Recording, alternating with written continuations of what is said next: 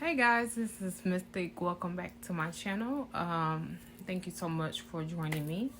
I am going to start and go ahead and start to tell my story about how I survived a narcissistic abusive marriage.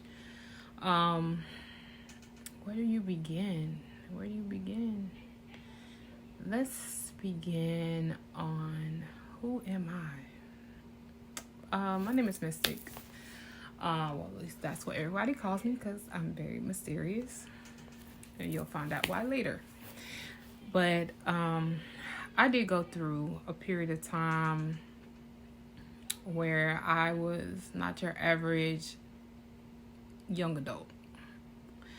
I graduated from an HBCU with a Bachelors in Psychology. I came home. I started working. I started going to grad school. I made a decision that I wanted to have a house. So I started rebuilding my credit and I built the house from the ground up, all while working 2 jobs and going to grad school. So I'll say I did drown myself in work and school a lot. And once I was able to go ahead and purchase my house, I realized no kids, a lot of freedom. I felt like I was missing something, and that was companionship. I didn't know I was going to find the companionship in a narcissist. In my shorts, you can go in and you can look. I explain exactly what a narcissist is, textbook-wise. So I met my ex-husband. My now ex-husband.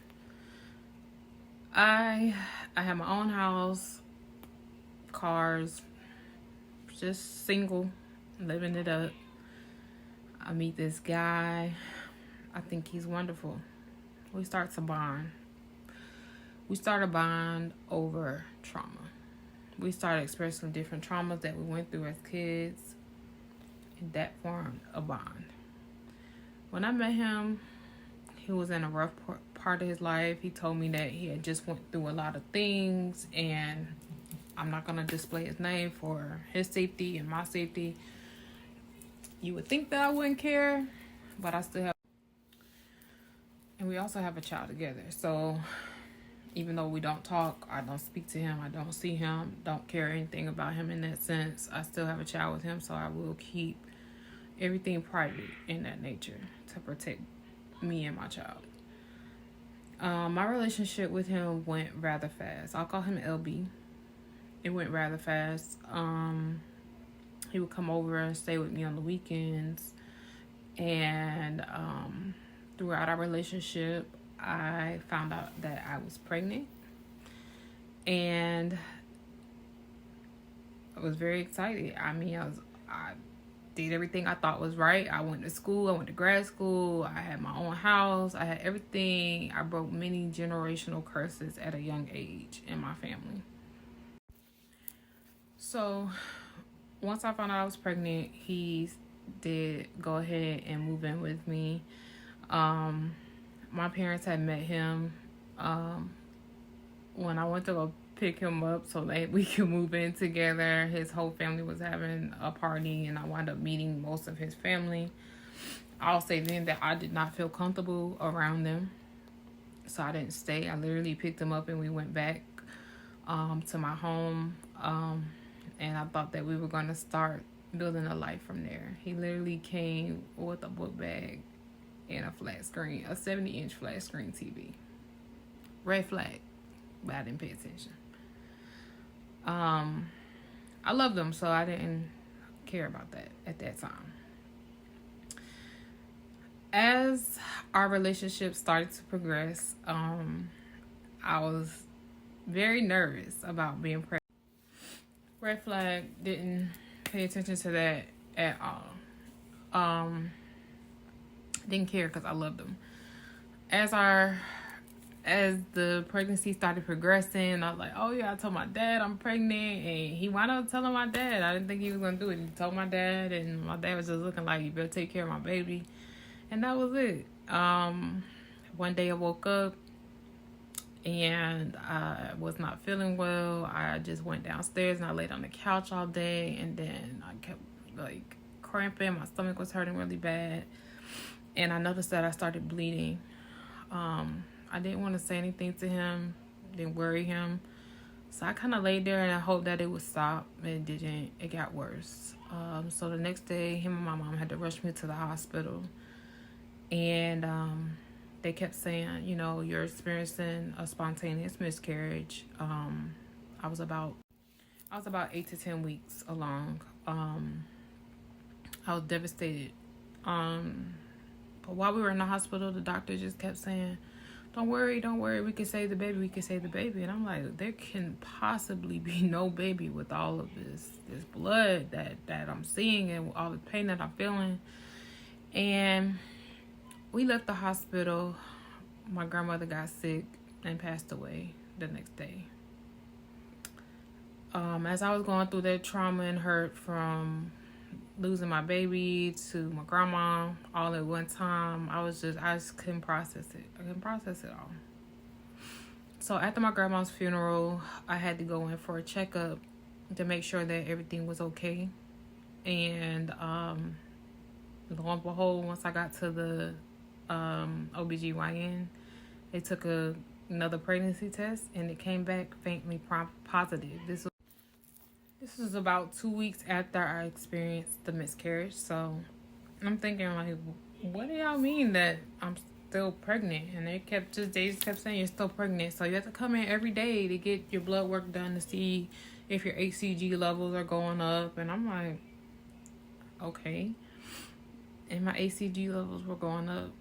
And they contacted the hospital that I went to. And what they explained is that I was pregnant with twin boys. One of the boys didn't make it, but my little miracle baby held on. So my pregnancy was very high risk. A high risk pregnancy. Bed rest. Wasn't really allowed to go up and down the stairs. Had to do nothing. My parents didn't live with me at the time. Me and my mom wasn't getting along because she didn't care for the guy that I was with. Pay attention to that part. Because when we did not get along, it started a battle between me and my mom. A battle that my ex-husband saw, which was something that I did not know he was going to start to use against me during our relationship. My mom moved out, but my dad decided to stay, especially because I was high risk. I was about 3 months, and I was just trying to make it. My dad didn't want to leave me. He wanted to make sure I was okay. So right when I was about 4 months, he decided to leave. The day before I turned 4 months. It was a Friday. I turned 4 months on that Saturday. The day after my dad decided to leave, I would notice that my ex-husband would drink a lot on the weekends. I noticed that my ex-husband was going in and out of the house a lot. I was just laying down on the couch. I wasn't feeling that well. Just going through the emotions of being pregnant, you know, not holding anything down. And I was just sitting there watching TV, and he came in the front door. I could tell he was highly intoxicated. And his eyes were very red. And he just looked at me with a weird look. And next thing I know, he just choked me until I blacked out. That was the first time he ever put his hands on me. Remember, it was the day after my dad left and the day I turned 4 months pregnant. It's the first time he put his hands on me. He literally choked me until I passed out and I was laid backwards on the back of my couch.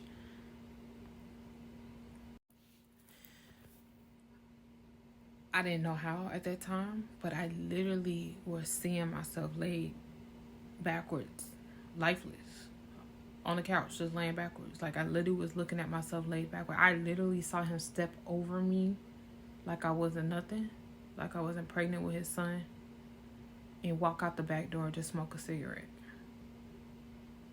I just remember just trying my best to wake up. Like, wake up, wake up, wake up. What are you doing? Wake up, wake up. Finally woke up, sat up. I didn't feel like myself.